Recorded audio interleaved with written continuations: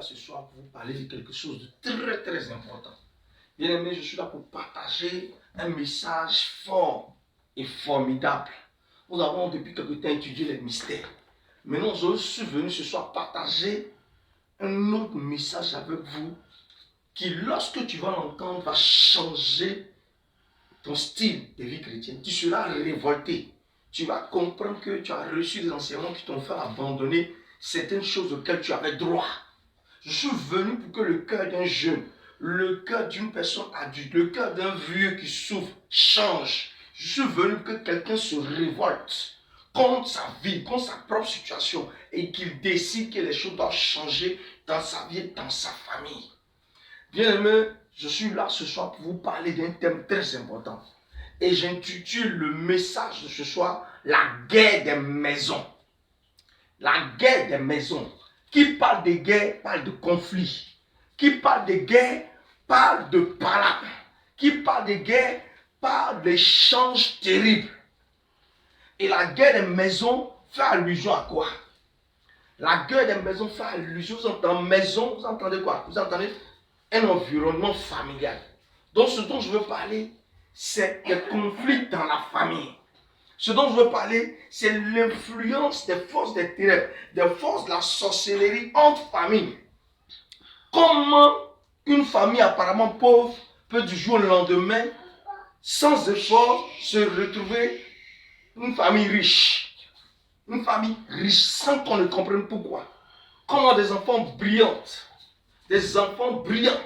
d'une famille X, du jour au lendemain, deviennent moins brillants et les enfants dits grecs deviennent brillants subitement sans qu'on ne comprenne pourquoi.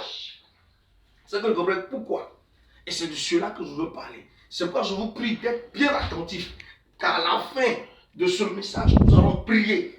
Nous allons prier. Nous allons prier afin que Dieu puisse agir au nom de Jésus-Christ de Nazareth. Afin que Dieu puisse agir au nom de Jésus-Christ de Nazareth. Afin que Dieu puisse agir au nom de Jésus-Christ de Nazareth. Afin que Dieu puisse se glorifier. Dieu puisse se glorifier au nom de Jésus-Christ de Nazareth.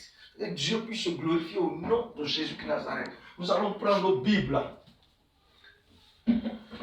Dans 2 Samuel, chapitre. Nous allons lire le livre de 2 Samuel, le chapitre 3. Nous allons précisément nous intéresser au verset 1, au verset 6 et le verset 9 à 10. Donc je vous prie d'être bien attentifs. Le livre de Samuel. Samuel est l'un des premiers prophètes d'Israël lorsqu'ils sont entrés en terre promise. Sinon, avant Samuel, il y avait des prophètes. Mais Samuel est le premier, nous dirons, le premier prophète voyant des enfants d'Israël lorsqu'ils sont entrés en terre promise. Et donc, il y a le livre de Samuel, 1 Samuel et 2 Samuel. Nous sommes sur le livre de 2 Samuel, le chapitre 3, le verset 1, le verset 6, le verset 9 à 10. Je fais la lecture. La guerre dura longtemps entre la maison de Saül et la maison de David. David devenait de plus en plus fort et la maison de Saül allait en s'affaiblissant. Le verset 6. Pendant la guerre entre la maison de Saül et la maison de David, Abner tint ferme pour la maison de Saül.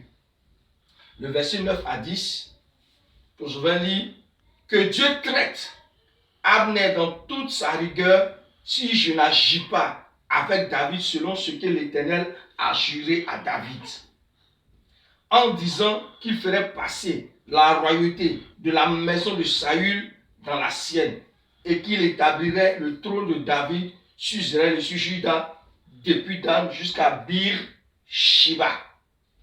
Alléluia. Ish-Bosheth, j'ajoute le verset 11 à cause de ce nom, Ish-Bosheth n'osa pas répliquer un seul mot à Abner parce qu'il le craignait. Gloire à Dieu. Le texte est bien clair. Ma Bible dit, verset 1, 2 Samuel chapitre verset 1, qu'il y a eu guerre entre la maison de Saül et la maison de David. Et la Bible dit que Abner tint ferme pour la maison de Saül. Vous comprenez, il y a eu guerre entre les maisons. Si nous entrons dans le contexte, vous savez, le premier roi d'Israël s'appelle Saül. Lorsque Saül pêche contre Dieu, Dieu rejette Saül. Et lorsque Dieu rejette Saül, Dieu décide d'établir un nouveau roi en la personne de David. Dieu oint David et Dieu dit à David que désormais c'est lui qui a accès au trône d'Israël.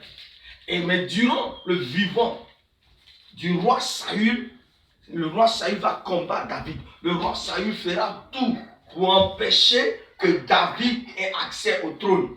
Il va le persécuter, il va le tourmenter. Mais Dieu, dans sa grâce, va préserver David. Dieu, dans sa grâce, va protéger David. Et vers la fin de sa vie, Saül, le roi Saül et son fils Jonathan et la plupart de ses fils vont en guerre contre Israël et Israël sera vaincu. Saül et ses enfants mourront. Quelques-uns de ses enfants du monde mourront. Et donc après cette mort-là, bien aimé, vous convenez avec moi que Dieu ayant choisi David comme roi suivant, comme successeur de Saül, il va de soi que lorsque Saül connaît la mort, lorsqu'il meurt, il est logique que donc David vienne s'asseoir sur le trône. Ton papa a créé une société, il a créé une entreprise, logiquement il n'est pas là. Si tu es le fils héritier, et on se dit que logiquement tu viendras prendre le trône. On se dira que logiquement c'est toi qui as été choisi. Ou bien si c'est une entreprise de plusieurs membres, on peut désigner un qui logiquement sait, selon la charte de la société, est choisi comme le successeur, le vice-président. Dès que le président n'est pas là, on se dit que c'est le vice-président qui prendra le trône. Donc Saül meurt avec son fils Jonathan. Et le trône paraît vacant. Mais on ne comprend pas ce qui se passe. Quand Saül meurt, il y a un général d'armée de Saül, un de ses parents, du nom d'Abner, qui regarde et qui prend un des enfants de Saül, du nom de Ishbosheth, et le fait asseoir sur le trône. Il dit à David, non, tu ne passeras pas. Et il fait asseoir le fils de Saül sur le trône. Bien aimé, voilà la raison pour laquelle nous parlons. C'est pourquoi la Bible reprend l'expression dit, il y a eu guerre entre la maison de David et la maison de Saül. Guerre de quoi? Guerre de royauté. Guerre de quoi? Une guerre sociale. Guerre de quoi? Une guerre spirituelle. Bien aimé, quand on parle de la guerre des maisons, c'est la guerre qui consiste en des luttes internes, en des luttes entre familles, en des luttes entre régions, en des luttes entre villages. Saül est mort. David doit avoir accès au trône. David doit passer sur le trône. Et la famille de Saül résiste. Bien aimé, écoute ce que je te dis. David a été oint par Dieu. David a mené des guerres, des combats. David doit avoir accès au trône, mais David ne peut pas avoir accès au trône. Il y a une guerre des maisons. Et regardez ce que je dis. Dans des familles, vous constatez, ton papa était un grand travailleur. Ce que je dis, écoute-moi bien. Pendant que les parents étaient au village, ton papa a travaillé. Il a lutté. Il a fait des hectares de champs. Il a travaillé parce qu'il s'est dit qu'il a des enfants. Il faut que demain, il a su votre avenir. Il a fait des champs, il a fait des constructions. Il s'est dit qu'il a des enfants, il faut qu'il soit soucieux de le lendemain. Et le jour où il est décédé, tout à coup, soudain, brusquement, au titre soit de la tradition, au titre soit d'une situation que tu ne maîtrises pas, il y a un nom qui apparaît. Et on dit c'est lui qui doit succéder à ton père. On dit c'est lui qui doit gérer l'héritage. Et voilà qu'est-ce qu'il fait. Au lieu de gérer l'héritage, et pendant même qu'il gère l'héritage, il commence à vous mettre à l'écart. Soit il exécute les enfants du descendant, se disant que si le demain n'est pas là, ceux-ci peuvent réclamer, c'est bien. Il peut commencer à exécuter ce que je dis. Quelqu'un se sent concerné. Ton papa a travaillé. Ton papa s'est battu. Vous avez fait des constructions, vous avez fait des maisons. Mais dès son décès, l'oncle a tout pris. La soeur a tout pris. X ou Y a tout pris. Aujourd'hui, vous vous retrouvez sans rien. Mais je veux t'annoncer quelque chose ce matin. Ce soir, il n'est pas encore tard. Il y a un Dieu qui est capable de faire des choses. Il y a un Dieu qui est capable de changer la situation. Et il y a eu guerre. Ça y est, qui se sont battus. Ce n'était pas de l'amusement. Pourquoi refuses-tu de te battre? Tant que le chrétien, l'enfant de Dieu n'aura pas compris que devenir chrétien, c'est une affaire de combat. Devenir chrétien, c'est une affaire de guerre. Tant que toi qui es jeune fille, jeune homme, tu vas penser que la vie, tout le monde autour de toi t'aime. Tout le monde autour de toi rit avec toi parce qu'il souhaite ton bonheur. Regardez vous-même dans la famille africaine. ton fils est brillant à l'école, ou bien ta fille est brillante à l'école. Toi, tu es sans inquiétude. Ton petit frère vient te voir, ou bien ta petite soeur vient te voir. Tu lui dis, viens, ah, notre fils là, ah, il a bien travaillé, voilà son bulletin, ah, il est le premier de classe. L'autre rit à toi pour dire, ah, mais l'enfant, elle est bien.